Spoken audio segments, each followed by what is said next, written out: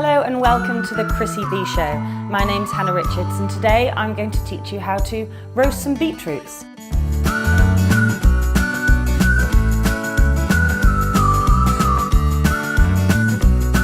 The great thing about beetroots is not only their beautiful, vibrant colour, but they are really versatile vegetables. You can juice them, we see them in lots of cold pressed juices these days. We can eat them raw, we can eat them pickled, and we can roast them. So today I've got 5 little beetroots here and I'm going to top and tail them.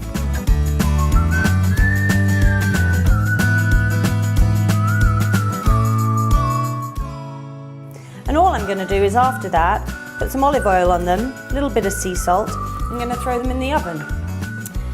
Depending how hot your oven is, they'll probably take the best part of an hour. You'll know when they've roasted because the skins of the beetroots will start puffing out, a bit like a baked potato, and that's when you know that they're really properly done.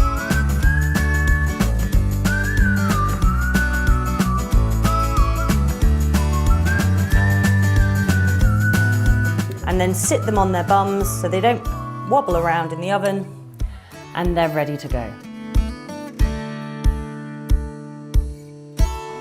So the beetroots have now been in the oven for roughly about 40 minutes on about 200. I did turn them up because beetroots do need some really hot heat going through them. So let's have a look and see if they're done. There we go. And so a good sign to see whether they're done is to see whether their jackets have blistered away from the flesh of the beetroot. And I can see that my knife goes nicely through them, so I know that they're done. Beetroots are a really good vegetable to keep your blood pressure nice and low. They're full of vitamin C and iron, and they're great for endurance athletes as well. So I'm just going to cut them up into sort of cubes. I'm going to put them on a plate with some olive oil, some sea salt, and then you've got a snack ready to go.